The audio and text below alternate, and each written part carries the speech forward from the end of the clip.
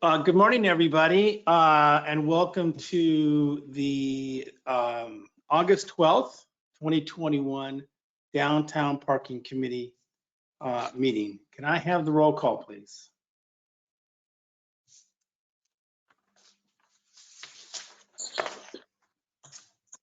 Committee member Pratt, Here. Ruben Zarate, Here.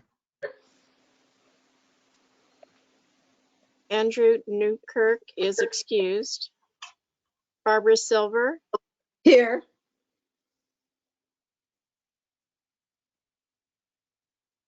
Ed France, Here. Matt Labrie, absent, and Chair Penner. Here. Thank you very much. Do we have any for item number 3? Do we have any changes to the agenda?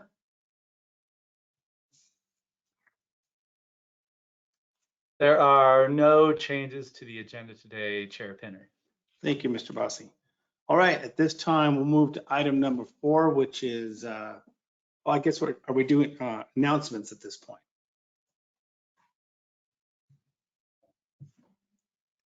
My agenda had that at the end, but I see we have it as number 4.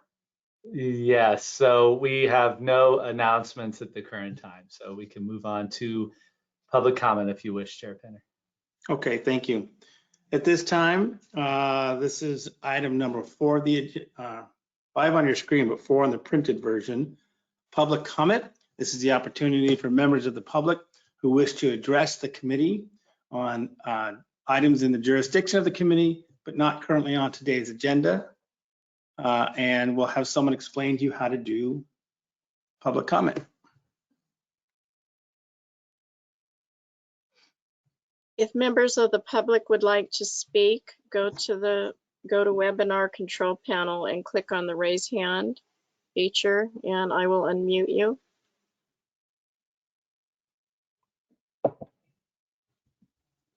Looks like we have no one at this time with a raised hand. Ms. Jackson? Yes, no comment.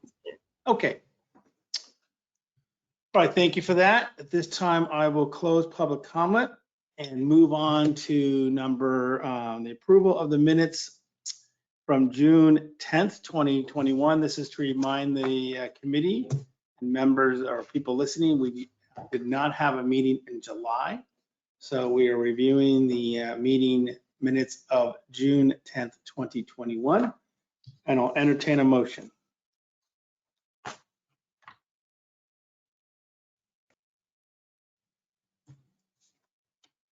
I make a motion to approve the minutes. Thank you, and I see I Mr. second. France is a second.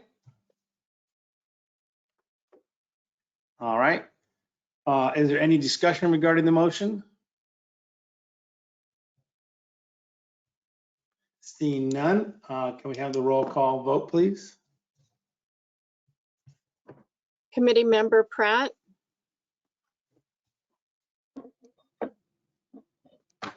Aye. Zarate, Aye. Silver, Aye. France, Aye. and Chair Penner. The chair votes aye. Thank you. With that, we'll move on to item 7. I am going to make a quick announcement. It's really about item 7, and you're going. Just want to let you know that Ms. Clark is on vacation at this time, and we appreciate all the staff that's jumped in to help her. So we'll let Mr. Bossi take item number 7 and work his magic. Thank you, Chair Penner. I don't know if it's magic. Those are big shoes to fill, but I'll do my best. So we have a brief budget update for you. Overall, we are seeing things improving. and that is a good thing as far as occupancy and revenues. So starting that off, this is our July occupancy. The green bar there on each of these is from July of 2019, so pre-COVID. The blue is for July of 2020, so right when we were in the thick of COVID, and then the red or orange, if you will, can't really tell, is for July of this year. So on the left, you'll see the Monday through Thursday occupancy numbers. The next column is the Friday, and then Saturday, and then Sunday. So as you can see, we are approaching the pre-COVID numbers as far as occupancy is concerned. That's a good thing. You can even see on some of the Saturday and Sunday hours, we are surpassing those 2019 numbers. So we are seeing things improve. Again, a good sign. Next slide, please. So this is our July revenues. Again, same thing. Green is July 2019, blue is 2020, and then the red or orange is July of this year. So again, our numbers are improving. You'll even see a couple of our lots, lot 11, for example, in July, our 2021 numbers exceeded those from 2019. So things are on the rise. We're happy to see this. We hope this continues throughout the rest of the summer and into the fall. Next slide, please. So big picture, July comparisons. On the left are the categories of revenues, expenditures, operating net, capital expenditures, and then overall fund net. The second column is our fiscal year 21 totals. So you'll see our revenues, our expenditures exceeded our revenues, not what we want, obviously. No business or entity wants that, to the tune of about $1.7 million. We also had capital expenditures to the tune of about 1.2. So that put us in a negative almost $3 million overall for fiscal year 2021. Now, again, these numbers are draft numbers. They're still being put together, but this is what we could pull from the system. These will change. I'm not sure, how much they will change, but this gives you a good idea of where we're at the close of fiscal year 2021. Moving on to our July 2022 budget. Oh, go back. Thank you. Our July 2022 budget. So this is what we had anticipated for July of this year. Revenues of about 614, total expenditures 661. End result, bottom line, we were thinking July we'd be in the red by about $65,000. The far column on the right shows where we actually ended up. Again, good signs that things are coming back, slowly coming back to normal. We had total revenues of about $706,000, expenditures of $423, which put us in the black to the tune of about $283,000. We did not have any capital expenditures in July, so that left us with a positive $283,000. So good sign. We're hoping that continues into the current month of August and moving forward as well. So we'll keep you posted on that, obviously. Next slide. Okay, this is kind of a big picture, and what you want to see here is, or what you do see here is the blue is the total expenditures, the green is our total revenues, and then the red is those put together, our operating net. So really what you want to see here is you want to see the green bar on top, and for quite some time, the past year with COVID, that has not been the case. But as you can see, moving into June and definitely July, we are seeing our total revenues exceed our total expenditures, as I just mentioned on a previous slide. And therefore, our operating is above that zero, which is definitely what we want. So again, things are trending in the right direction. Hope that continues, and we will keep you apprised of how that works out in the future. Next slide, please. So as far as our reserves are concerned, at the start of fiscal year 2020, which, if you recall, fiscal year starts in July of 2019. So this was all pre-COVID. We had reserves of about over $7.4 million. In fiscal year 20, we used about 1.5 of those reserves to help fund the downtown parking program. So that put us at about just shy of $5.9 million for the start of fiscal year 2021. And we used a little over $3.3 million in reserves last fiscal year. So right now, roughly our projected balance for fiscal year, at the end of fiscal year 2021, going into 2022 is 2.5 million. Again, we're seeing positive signs, people coming back. We're hoping that continues. And so obviously, we're going to be very focused on building those reserves back up over the coming years and getting back to where we were in fiscal year 2020. So I believe that is the last slide. There we go, some public comment. If folks would like to comment on the presentation, I'm happy to answer any questions that I can. Again, big shoes to fill with Ms. Clark on vacation, but again, a well-deserved vacation. So I'm happy to answer any questions that the committee might have. Thank you, Mr. Bossi. Do we have any questions from the committee?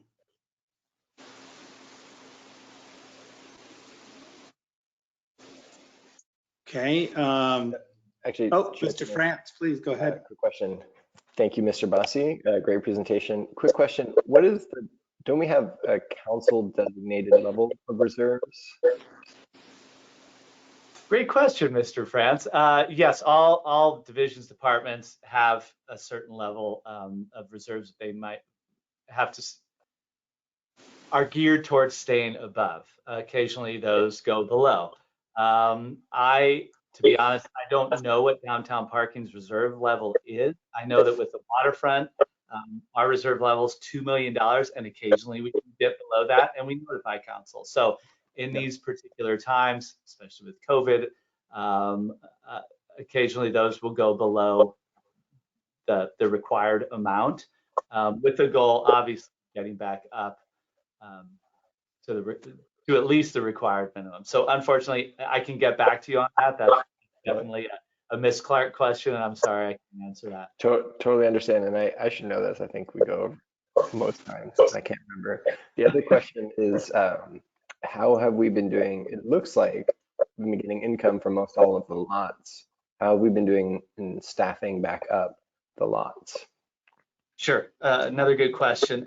So staffing continues to be an issue, as it is everywhere. We have about 50 folks on staff hourly. We usually staff in a normal year at 80. So we're struggling to get back to that number. We've seen signs of people coming back. For example, already this month, not even halfway through, we hired 5 new people. That's great. However, the converse of that is we've had 5 people leave, going back to college, going back to high school, and things like that. So net even, but we are working. Roy Forney is really working hard to get that word out and get us back up to full staffing. Obviously, with full staffing, we'll be able to extend the hours of the parking lots. The train depot lot is one of our lesser used lots, and so if push comes to shove, we have to pull people from there and just open that lot up and reposition them. So ideally, yeah, we're really looking for employees. So please put the word out. It's a great job for college folks, retirees, high school students, and I can't tell you the amazing training that these folks get with customer service that will honestly serve them well in their future careers. Just learning this customer service, and the folks do an amazing job here with training people in customer service. So please put the word out. We're happy to entertain any offers that come our way. Right on. Thank you. Thank you, Mr. France. Any other questions from the members of the committee?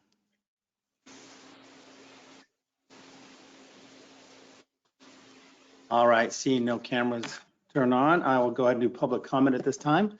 Any members of the public that wish to comment on this item, please do by clicking the raise your hand symbol on your webinar.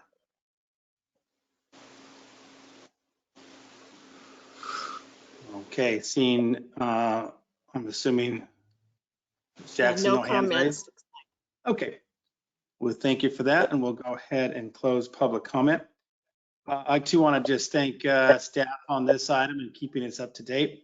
I'm going to ask, obviously, Ms. Clark probably has these numbers quicker off the top of her head, so I'm going to ask for the next presentation if we can get kind of a historical tracking of the PBIA collection over the last, just like the sort of like the three things we just saw, pre-COVID, middle of COVID, and now, and see how our PBIA collections are just going. It's helpful to know that.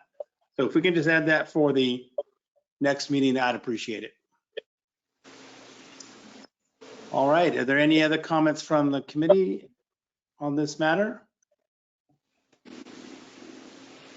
All right, seeing none, we will move on to item 8, which is the State Street Promenade update. Okay, thank you very much, Chair Pinner. The State Street Promenade update, a little bit of history on this one. As you are all aware, they're back with the Economic Emergency Recovery Ordinance. Businesses were allowed to expand both out onto the sidewalk as well as State Street, and that's been going on for quite some time. And as part of that, on June 22nd of this year, Ms. Clark and downtown parking staff, as well as myself, went to council to get some direction as to how they wanted to move forward with the State Street Promenade. And so at that meeting, council gave clear direction to downtown parking staff to clear the sidewalks and enforce accessibility requirements. At the same time, they asked us to stand down on design guidelines, really in an effort to continue to help those businesses kind of catch back up with all the downward business trends of the COVID-19 pandemic. So again, we were given clear direction to clear the sidewalks and enforce accessibility requirements. So between June 23rd and July 8th, we did a massive campaign, outreach, notifications to the various businesses. Our staff was pounding the pavement downtown, handing out flyers regarding the June 22nd council directive. We had our ambassadors doing the same thing. It was posted on the website. We worked with downtown Santa Barbara to do the same, to get the message out to businesses that, hey, as of July 9th, these sidewalks need to be cleared unless you had an outdoor dining license agreement prior to COVID-19. So again, July 9th was that deadline to clear the sidewalks. And then that was a Friday. And so on that following Monday, our sidewalk enforcement began. Next slide, please.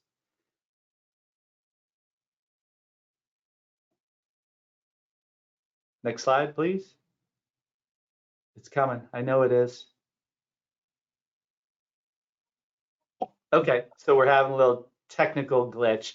So the next slide was actually geared towards the outdoor dining license program. And so really, oh, back one.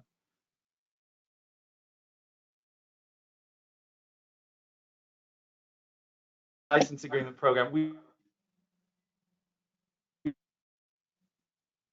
Okay, so the outdoor dining license, we wanted opposed to enforcement. We wanted to educate folks. And so what we were doing was we were trying to get people moved into the outdoor dining license agreement program. So hopefully we can come back to that slide. But when we went out to the various blocks, again, almost 3 weeks of notification. Okay, there we go. Sorry about this, my bad. So the outdoor dining license program, we really were pushing people into this if it was applicable to them. So the goal of the outdoor dining license agreement program. Okay, so we've lost connection, so it's going to be a hodgepodge here. We're going to do what we can. So the outdoor dining license program, we were pushing people towards this if it was applicable to their business, if they had the space. And so what that program is, it's been running for many, many years. It's run by Michael Clunan over in Public Works. One, it allows businesses to expand out on the sidewalk. Two, it ensures accessibility for ADA standards, Americans with Disabilities Act standards. It also has some design guidelines as well. So that process, there's an application to submit to Public Works. Again, Michael Clunan runs that process. You have to include your layout, your configuration, how many chairs, the tables, make sure the design standards are met, and then you're issued a license for that outdoor dining. And I want to let people know out there that fees have been waived since the start of COVID-19, and they continue to be waived at least through the duration of the Economic Emergency Economic Recovery Ordinance, which currently expires on March 8th. So this process is free. It does take a little work. So let's see if we can get to the next slide. There we go. So back to enforcement of clearing the sidewalks and things like that. So here's kind of how the process works. On the right actually is one of the correction notices, a fake one, obviously, that our folks are out there hopefully not having to write, but on occasion they do. So a correction notice is basically a warning. And it's just that. It's just a warning. It gives you a deadline to correct the violation, and the violation is detailed in the correction notice. So there's clear and concise detail about what that violation is. We generally give, for things like tables and chairs, about a day to correct that violation. Larger things, when people have really expanded with a structure on the sidewalk, we would give them a week more or less to correct that violation. So if the violation is not corrected, it turns into an administrative citation.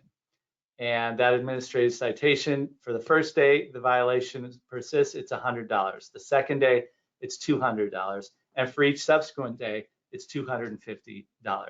Obviously, that's not where we want to go. Again, we want compliance. We're trying to educate. This benefits everybody as far as accessibility is concerned. If people persist and just refuse to address the issue, civil or criminal penalties may follow.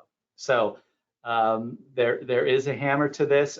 We don't want to get to that point, but unfortunately, we have certain instances where we have had to do that.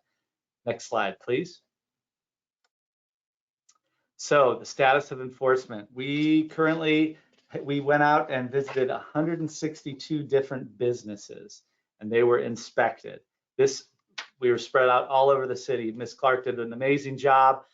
We had to recruit some folks, other folks from Public Works to help us out. So as far as staffing, I really want to commend Ms. Clark on the enforcement efforts. Mr. Roy Forney was also out there. Michael Clunan, again, who runs the Outdoor Dining License Agreement Program, helped us out.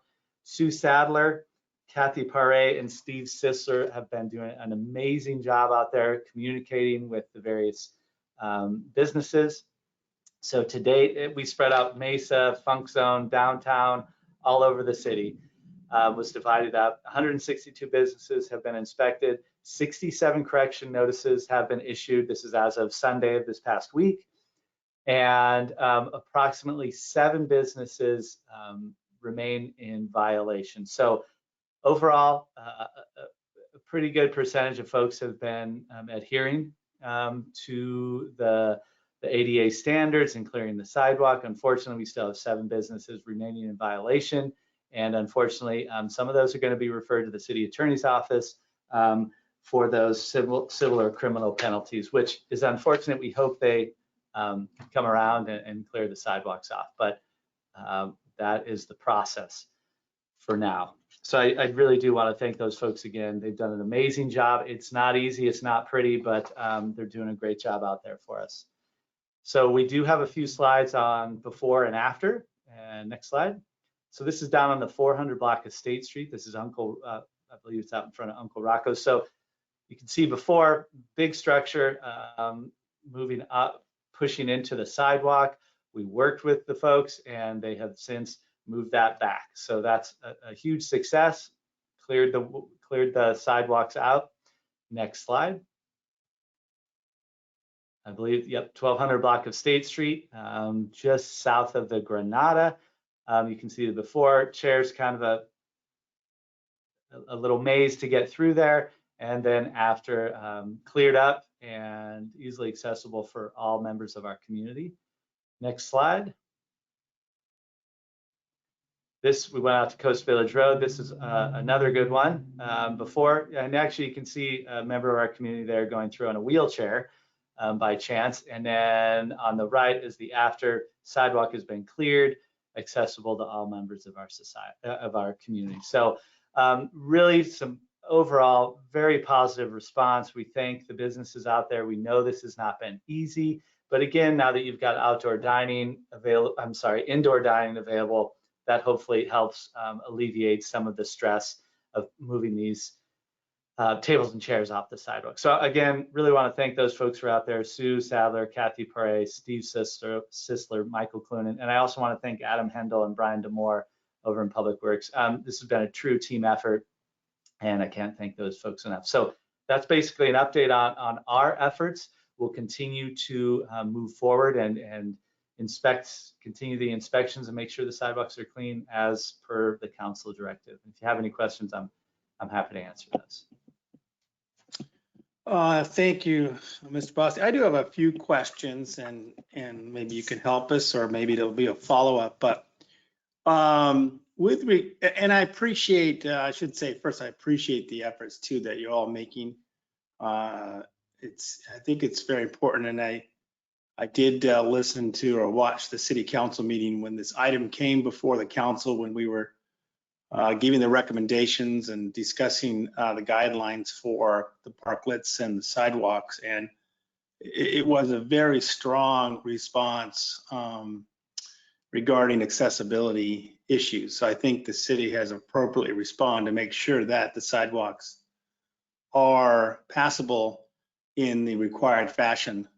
That is, makes it available for everyone to make it through the sidewalk safely and easily. So I think we heard that, and I think you responded appropriately.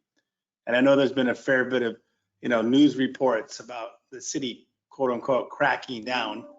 But at the end of the day, I think we're just trying to follow the code and the law and equitability. So I appreciate that.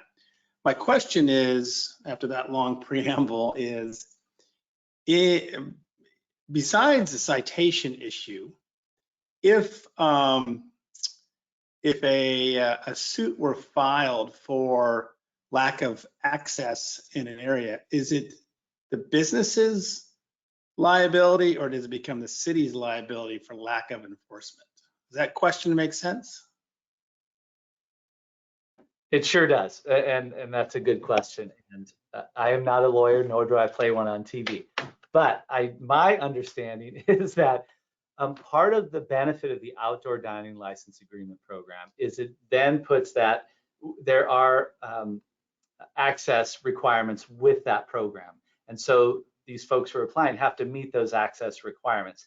And although it's for the sidewalk, which is a public way, a public right of way, if you meet the requirements for the outdoor dining license agreement program and receive that license, the onus for that accessibility is then put on the restaurant or business. Okay, so although it's on a public right of way, they get that license, the onus is placed on them. Also, my understanding is that changes a little when we're out in the street, the actual street, State Street, for example.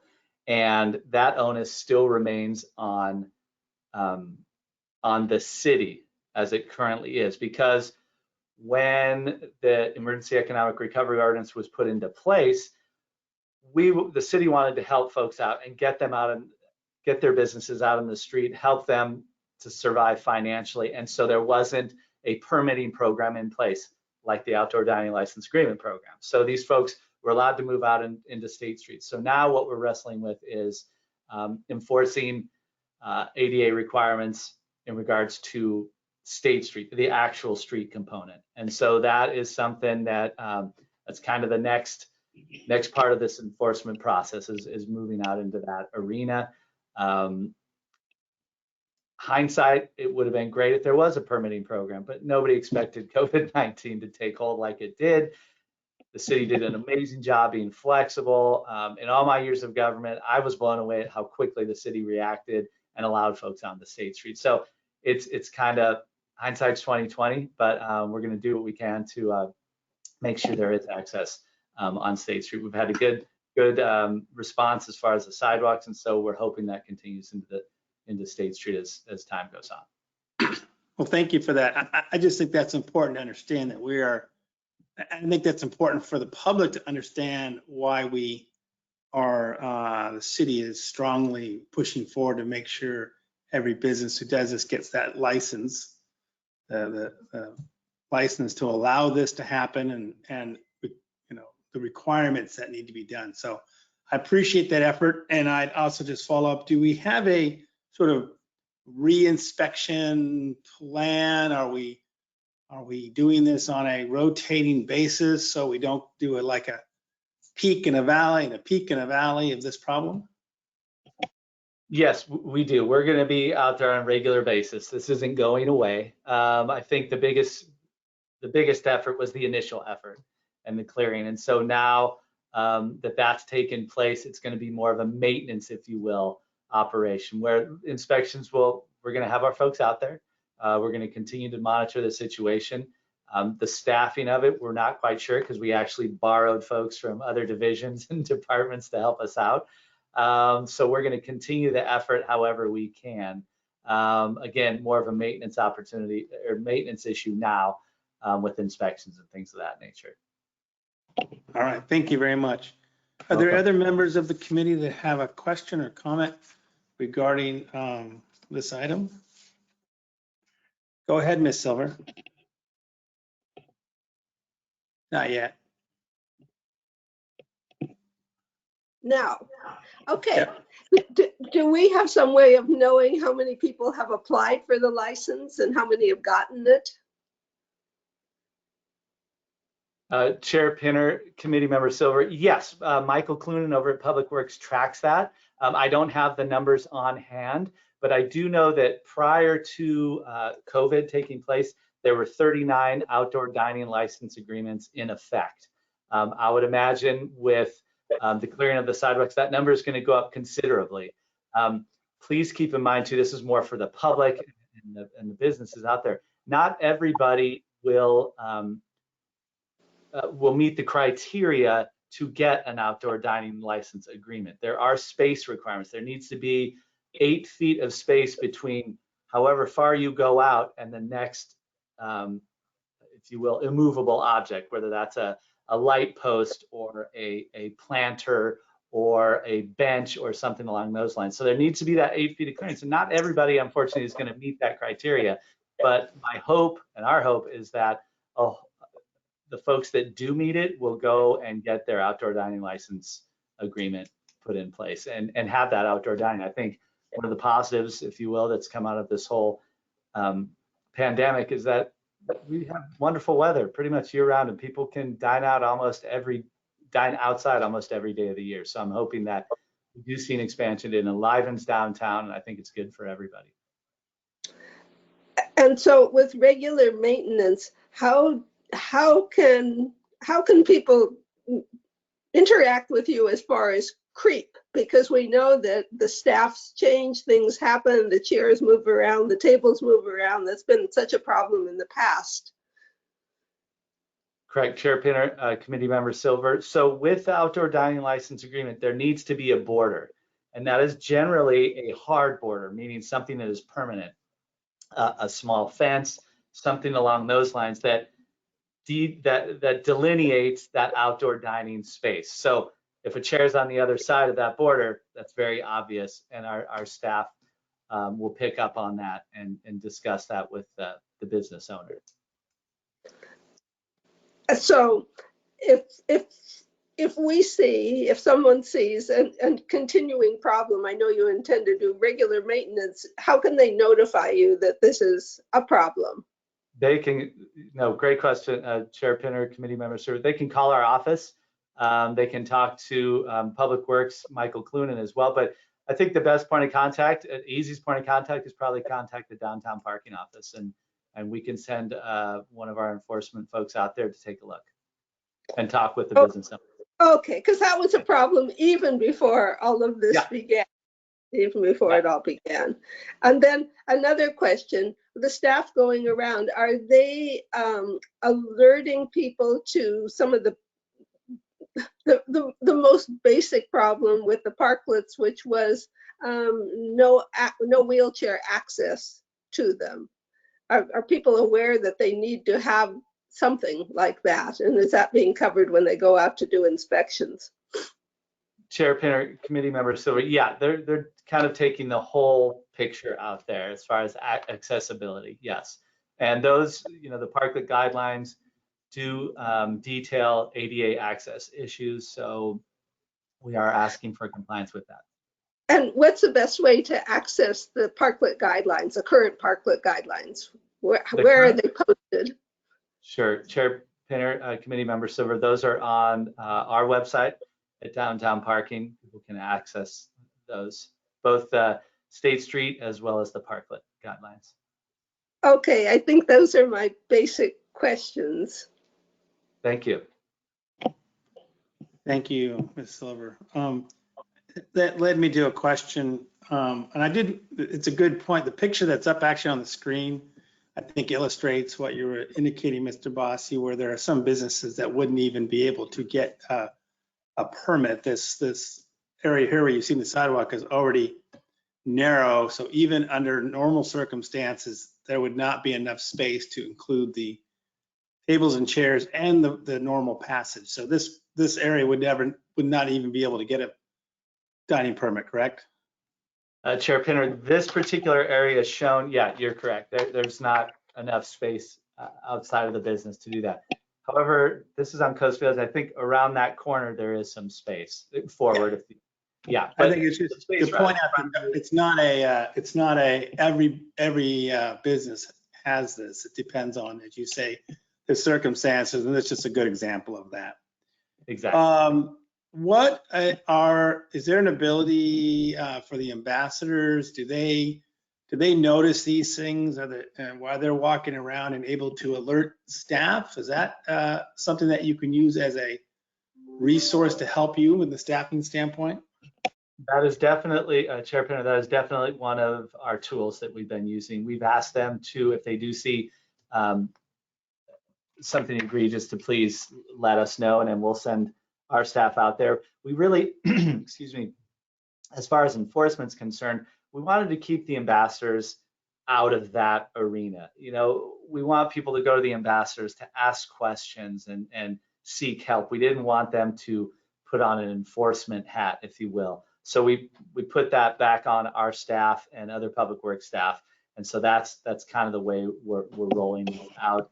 They've been great in, you know, they know the downtown, they know the funk zone, they know all the other areas. So they've been very helpful as far as letting us know if they see issues and then reporting back to us, and then we can go out and talk to the business owner. Again, our big thing here is we want compliance and we want to educate folks. We don't want to get into a citation effort. That's not how downtown parking operates. We're customer service oriented, and that's what we really strive to do, is that customer service. Thank you. Ms. Silver, another question? Yes. So if they see problems, can they give out a copy of the guidelines to whoever is on the property at the time? Chair Pinner, committee members, so yes, they do. And we use them very heavily in the initial education piece from that June 23rd to July 8th, handing out flyers, letting people know where they could find the guidelines and things like that. So they were very helpful in distributing that information and getting people educated. Because my impression was in the past, because of staff turnover at these businesses, that each time they were informed to remove the signs that were sitting in the middle of the sidewalk, it was a surprise to whoever was being told. And each time they were told to move the chairs, it was a shock to whoever was being told. So if they can continue to hand out the guidelines, that would be helpful. They don't have to have a confrontation, but at least the people will be informed every time that a violation is spotted. Chair, that would be really helpful. Chair Pinner, committee member, sir, that's a great point. And, you know, there is a lot of staff turnover. And so part of the process that we've undertaken with regard to the correction notice is we write on there, the folks out there write down who they spoke to. There's a phone number. So there's a paper trail of who has been spoken to. So that doesn't get confusing for city staff or the business owner as well. They know exactly who we spoke to, and there's record of that. Great, thank you. Are there any other members of the committee that have a question before we go to public comment? I just had one follow-up, and that is, yes, there may be a paper trail, but the ambassadors who are on the sidewalk seeing these violations wouldn't have a copy of that documentation with them, nor would the waiters or whoever else from staff they encounter at that time, they wouldn't have a paper trail either. So it's kind of a point of use reminder, oh, the sign has to be moved, oh, these chairs have to be brought in, that rather than waiting for the process to grind on. I don't see it as a big confrontation, just a point of information for uninformed staff. That's what I'd like to see. Thank you. Thank you. Any other members of the committee? Thank you. Okay, seeing none at this time, we will open public comment on this item. And as indicated before, if you have want to do public comment, please press the raise your hand button on your GoToWebinar.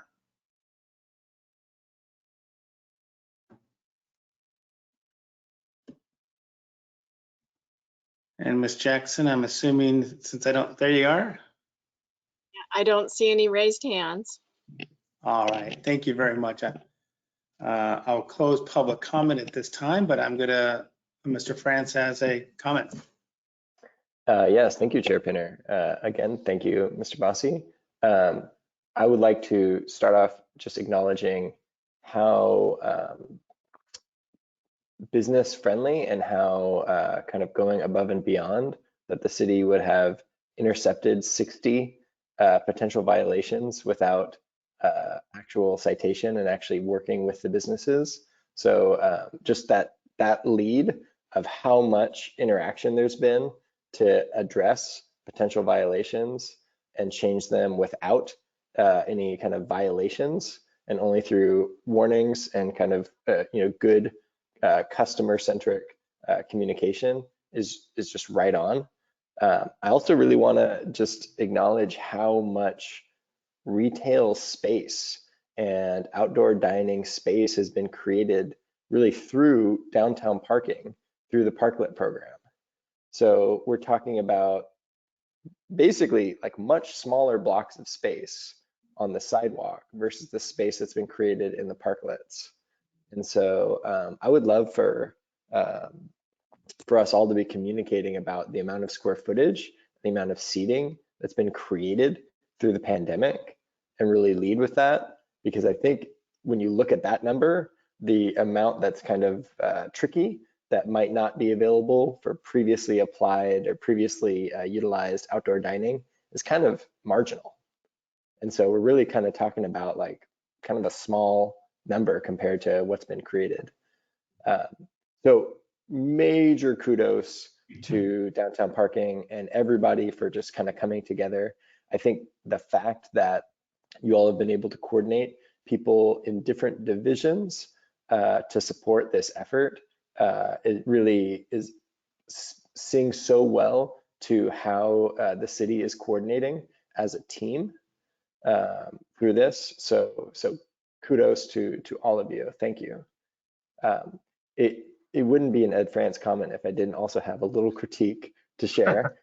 So on the State Street Promenade, I will say, similar to, as you mentioned, Mr. Bossi, about some of the ADA requirements, kind of hindsight is 2020, right?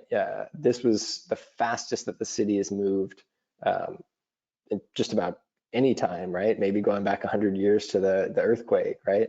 And so one issue that kind of remains, which I think is very related to these access issues, is converting from a corridor to a promenade. And I think that's been done in iterations really well.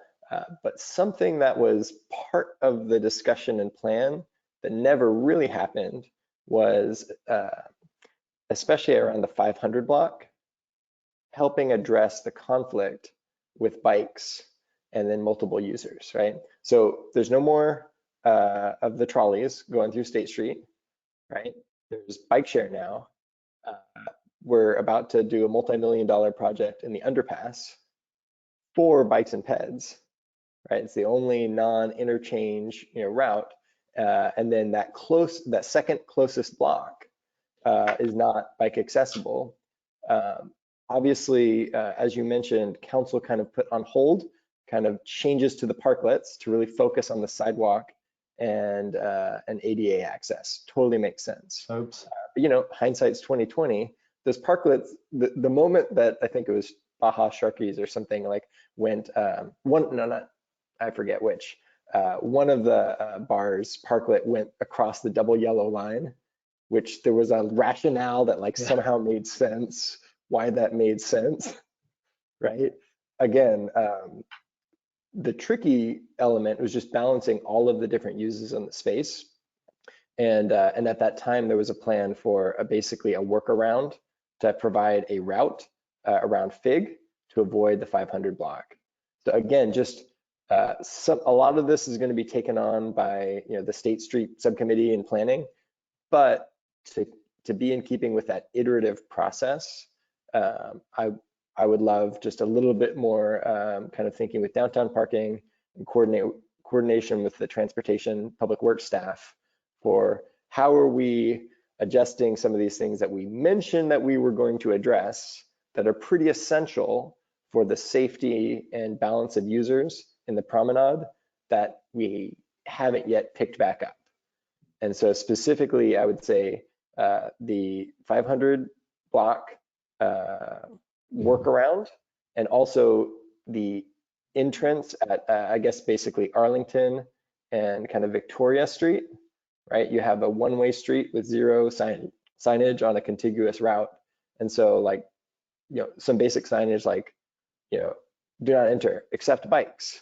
None of those little niceties have been taken on yet. And I know that's kind of a singular issue, but a little bit of work of that over the next 6 months to a year will probably ease a lot of conflicts before longer term projects can be taken on. So again, don't mean to be putting more work on you all. The way that the city has responded to business needs and then responded so quickly and so effectively to addressing these ADA needs is really to be commended. And so sorry to put more out there to be addressed, but anyway, thank you for all you all are doing to steward our State Street Promenade. Thank you, Chair Pinner, committee member France. Wonderful points. It's a really interesting time on State Street. You do have the State Street Advisory Committee.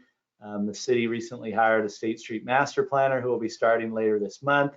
And that process, like you said, will address those types of issues regarding bikes and things like that. And that's great. And that it's going to be a really interesting process.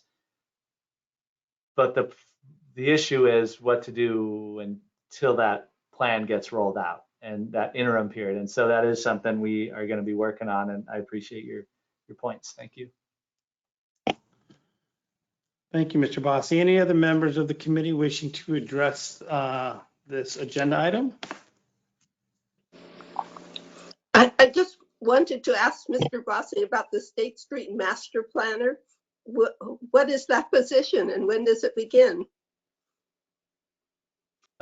Chair Pinner, committee member Silver, the city just recently hired for that position. And so that the State Street Master Planner will be leading up the State Street Advisory Group, which I believe is 13 members, and they will be putting together a long-term plan for State Street.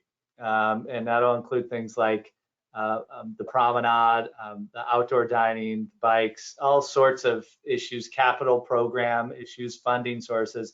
It's a huge lift. It's a massive planning effort.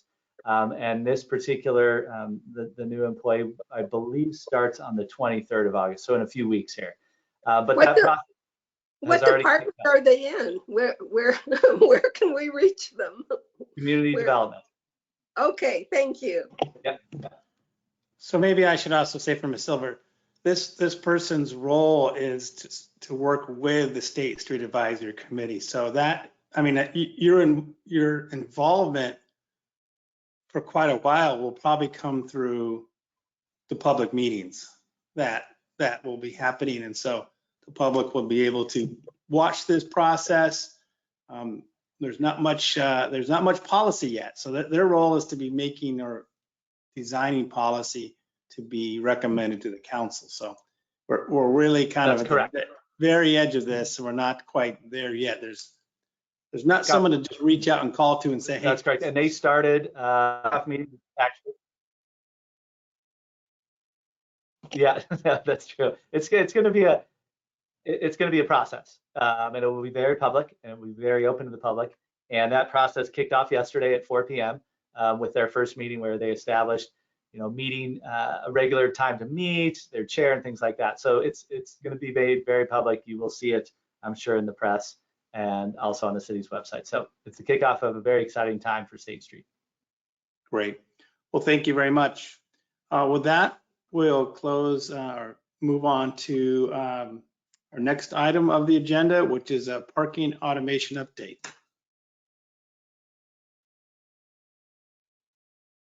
Hello, good morning, Chair Pinner, committee members. I'm Roy Forney, the parking supervisor.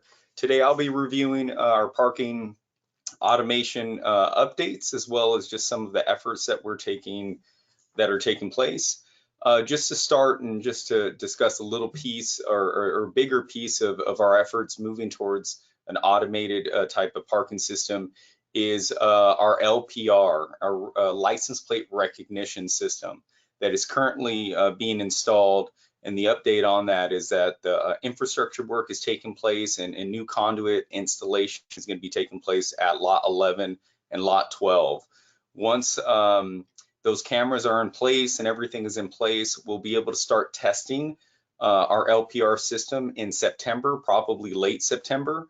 This will really help with some of the great features that the LPR will have, which is allowing free tickets to be processed without even putting the ticket into the exit column, and gates being raised for our customers just to leave freely.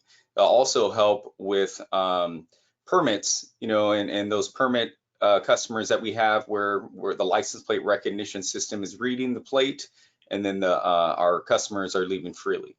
Next slide, please. So with one of the other updates that is coming is that SWEB mobile payment. And again, this is being worked on and hopefully being finalized with the integration of the software. That is still just in process. Another huge piece towards automation, where our customers will be able to pay for parking using their phones, using this web platform, and testing, we should hope, will start taking place in September as well. Again, just finalizing that software piece. Next slide, please. So once this gets in place with the LPR system and our SWEB mobile, in September, some of our secondary exits. Here you're going to see a picture of our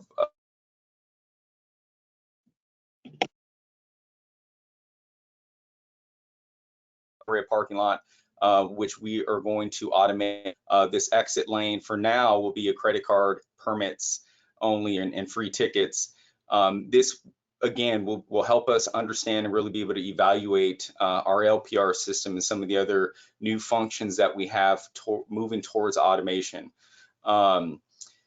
That pretty much concludes the updates for moving towards automation. Chair Pinner, committee members, I don't know if you have any questions that you might want to ask regarding this.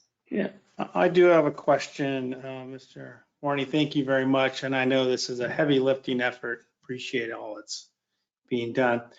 I've actually talked to a few people and I'm asking them, hey, how's it going? You using the parking lots and whatnot. One thing I've heard back is if we have a situation where credit card system is not working, where it's somehow it hasn't been able to function, we haven't been able to collect their fee, they don't carry cash, so we have a $1.50 event. And then I think we're doing a due slip or some other way that they have to pay that. I've heard a little bit level of frustration of that when our system's not working, we're adding an extra step on the customer to solve that payment by I don't know if it's mail or how they're doing that. So can you maybe, does my question make sense? Yes, sir, Chair Pinner, most definitely makes sense. And yes, that is a very true statement with what is going on in our system, and something, again, that we're evaluating in this realm of potentially going cashless. You know, we are put in a position of having to count on our credit card system working. And so one of our most recent upgrades, we're moving our credit card terminals to a chip type system, which again made us PCI compliant, which was again a great upgrade for security. But we've run into a couple different problems with just some connection issues, internet connection issues, that has caused our EMV readers, which are those credit card readers, to go offline. This has put us in a position where yes, we are writing these envelopes, these fee due envelopes, without any extra charges. So it's original fee, and giving our customers some options on how to pay that, which is returning to our parking lots, contacting the office and paying over the phone, and or mailing it in. It isn't, again, this is one of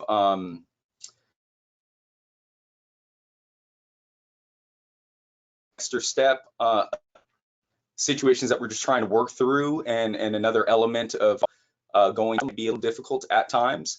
So for now, keeping our staff on site and giving them the ability to help as much as possible. And then in turn, you know, when we were seeing very long lines building up because of this issue, we were just raising the gates and letting people out. Again, not the best way to run our program in those situations, but customer service is very important to us. So data, our SKIDATA representatives working on this issue. We don't see it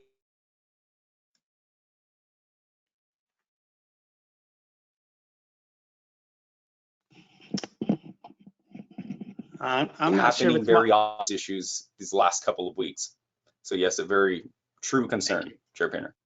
I just want to say, I don't know if it's my connection, but either I'm getting you in a choppy, so I just want to make sure if I don't speak for a moment, it's because I can't tell whether you've stopped speaking. So I don't know if it's my connection or yours, Mr. Forney. But I got most of that. Let me respond by a suggestion is if this situation. Painter, I'm sorry. Yeah, can you hear me okay?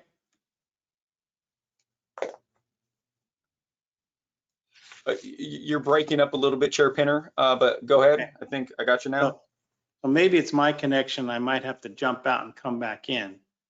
Chair Pinner, Mr. Forney, I do believe it seems like your connection, Roy, might be, sorry, Mr. Forney might be off. I think maybe the city is having bad internet. We can't hear you, Mr. Bossi. I think everybody's having this issue. This is very frustrating. I'll try to be brief. I think everybody's having this issue. My comment is this: if we are having a problem with our card reader, and we have we'd have to come up with a level which is under X dollars. If it's $1.50 and we can't read it, and yet we're making someone fill in and take another step to pay us, I'd like to look at the option of that's our problem and we need to fix it. And we shouldn't be burdening the customer with that problem. So I don't think I would do that. Maybe there's a threshold of a $5 ticket or something like that we do the pay slip. But for a short-term parker, I don't know that they should have to go through that, especially if they're a visitor to our community during the summer.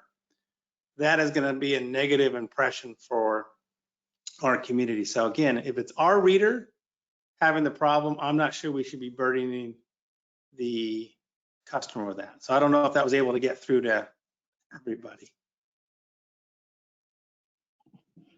Mr. Bossi, are you there?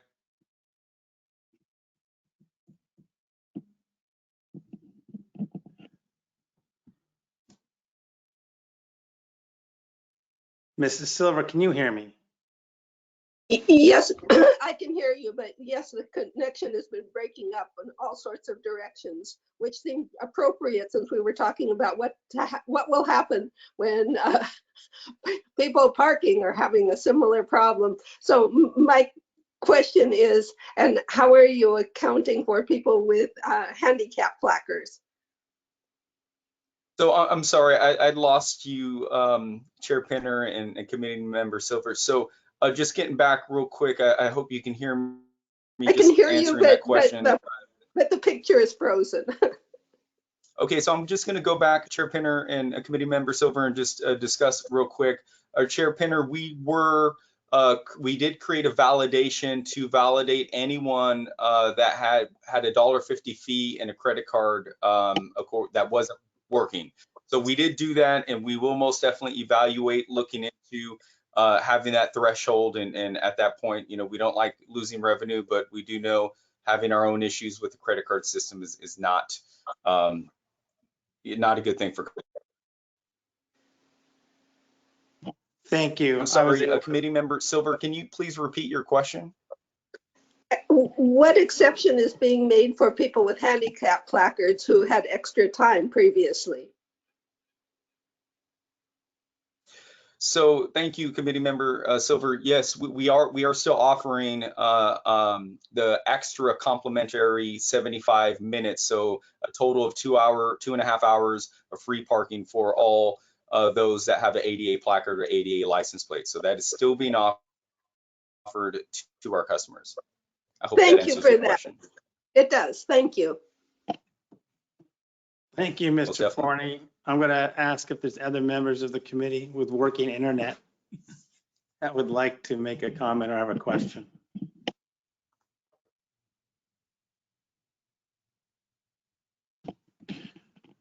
Okay, seeing none at this point, let's open up public comment, please. This is the opportunity for the members of the public to speak on this item.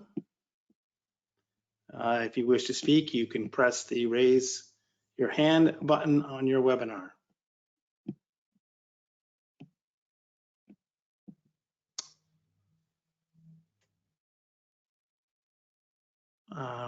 I'm assuming that we do not have any public comment at this time, Ms. Jackson? I don't see any raised hands. Okay, thank you for that. No, I don't see any. Okay, thank you very much. So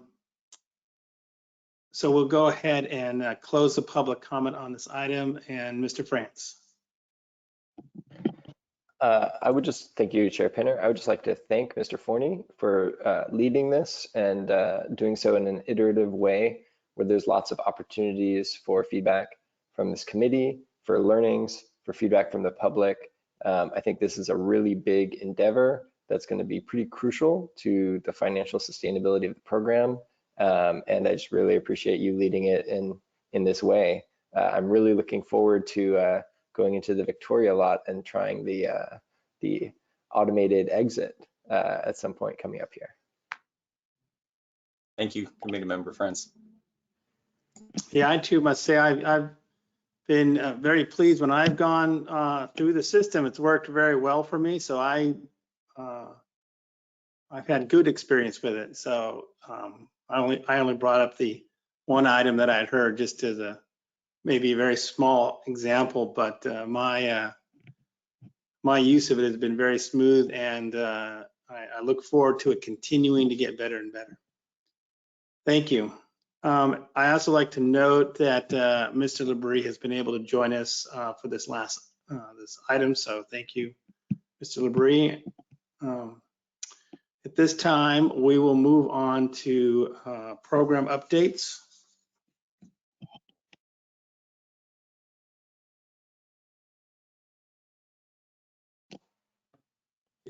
Thank you, Chair Pinner. So I believe the one update that we do have right now is we would like to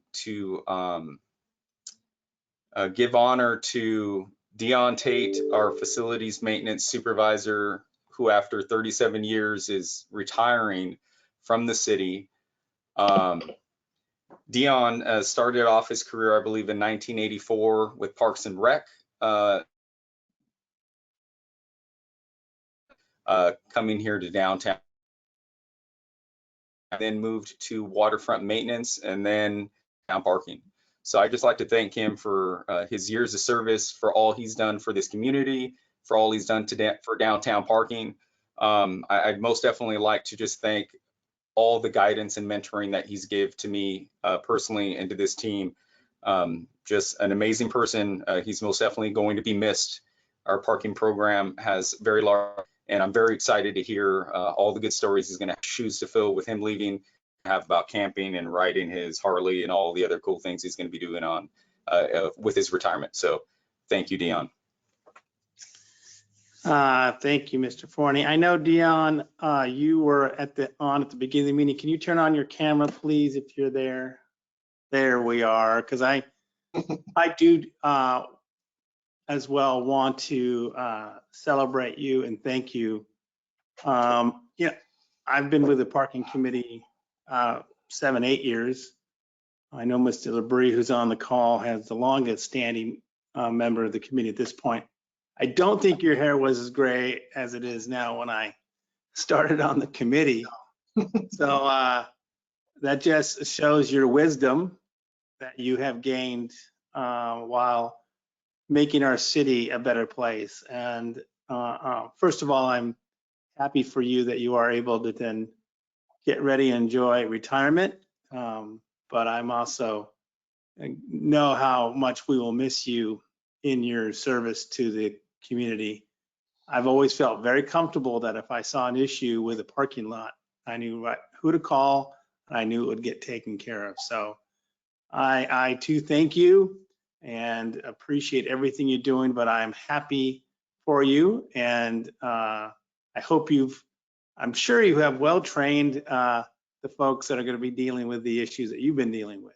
So thank you very much. And the floor is yours if you'd like to say anything. It's been an honor to serve the community for 37 years. I'm not going anywhere. I'm staying in Santa Barbara, kind of evaluating my options, what to do from here on out. But yeah, I'll be around. Mr. Labrie, I know you have something to say. Yeah, if I could, Dion, I am, sorry to see you move on, but I always felt like the parking system was in solid hands and great hands when you were, whenever you were at a meeting and a question came up, you always had the answers. And as a kind of in a similar field of managing commercial real estate, I can appreciate how much diligence and thoughtfulness it takes to do your job well. And so I'm really grateful for your service and excited for you in this next season. So well done. Thank you. Appreciate it. You said you were evaluating your options, Mr. Tate. I do think Mr. Bossi did comment that the kiosketeer job is a great job for college folks and maybe a retiree. So if you are seeking something to do with your time, we will allow you to pick your favorite lot as your kiosk location. But you do know you have an opportunity to jump back in at any time. That's one option. Yeah, Mr. France, please go ahead. Thank you, Chair Pinner. Mr. Tate, I have to say, when I heard that you were retiring, after talking to you on the street just like maybe a week before, I was really bummed to hear that, because I think that you've been part of the soul of downtown parking. I remember first meeting you back when I worked for the city and getting to tour with you, just all the parking structures in your office there in the library lot, and just how kind of all the energy retrofits just systematically that you all were doing, and the way that you've managed the system has really kept this thing going and has kept us able to manage without RDA money and without so much. I mean, I don't think we can properly appreciate how much you've kept the downtown parking system running through some serious changes. And it's going to be challenging to navigate through changes without you. And so we put a lot on the shoulders of the staff, and we trust that they'll step up. But the way that you have stepped up and led and just always been so kind and confident through whatever problems have been thrown your all's way. Anyway, that's doesn't get much better. So thank you for all of your service to the city and for just being such a great person to work with. You will be missed day to day, and hope that you come around and visit and cruise around the State Street Promenade pretty often still, even if you're not going to be responsible for all the different little problems that come up and figuring out how to solve complex stuff. Thank you, Mr. France. Well, Mr. Tate, we wish you all the best. Mr. Bossi. I just have to jump in on this too. And I want to give a perspective on Dion from a larger standpoint. Dion is, like Mr. France just said, he's kind, he's confident, his knowledge is beyond compare, but he not only has been a benefit to downtown parking, Dion's role goes far beyond that. He is a benefit to public works. He was a benefit in my former life at the former redevelopment agency. He was nothing but helpful. He has been a benefit to us down at the waterfront department for many years. And he crosses all department boundaries. And whenever there was a question or an issue, Dion could always be counted on. And he does it with diplomacy and kindness and just a knowledge, again, that's beyond compare. So, you know, from a larger city standpoint, I can't thank Dion enough for his service. He is what you want to see in a public servant. He is very civic minded, and he's just a good person. So we are going to miss him, and we're excited for him at the same time. Thank you, everyone, for the kind words. It's much appreciated. I do have all the confidence in the team that I'll be leaving behind. So good things to come. Well, Mr. Tate, we wish you well, and we hope that you're able to walk around the city without the stress of seeing things and feeling the need to do something about it. So I know that's kind of hard to do when you've been doing it for so long. So wish you all the best, and we thank you from the bottom of our hearts on the parking committee. Thank you again, and happy retirement. All right, are there any other program updates and announcements?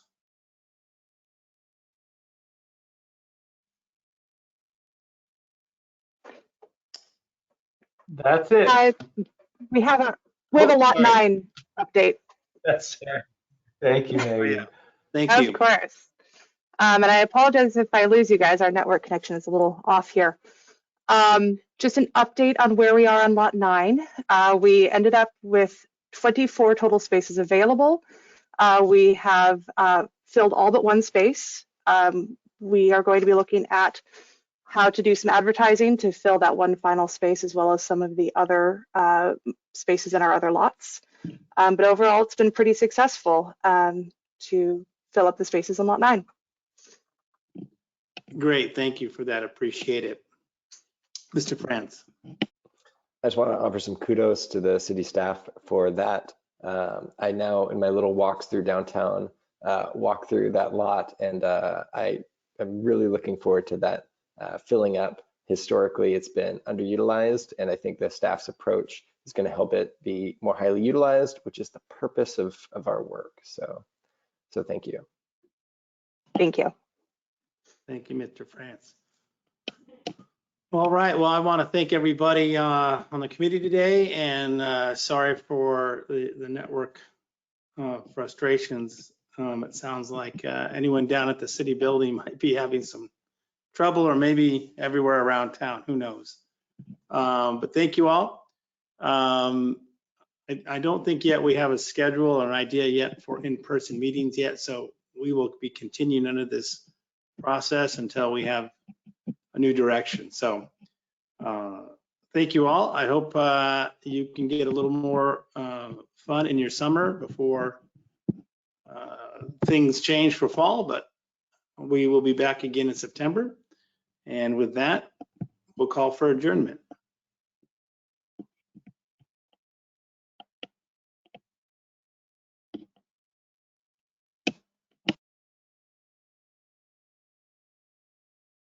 Thank you, Chair Pinner. We don't need a motion for this, do we? No, just usually we say goodbye. Right. Thanks, everyone. Thank you all so Thank you, much. everyone. Thank And you. Dion especially, we will miss you. Hope to see you around. Well.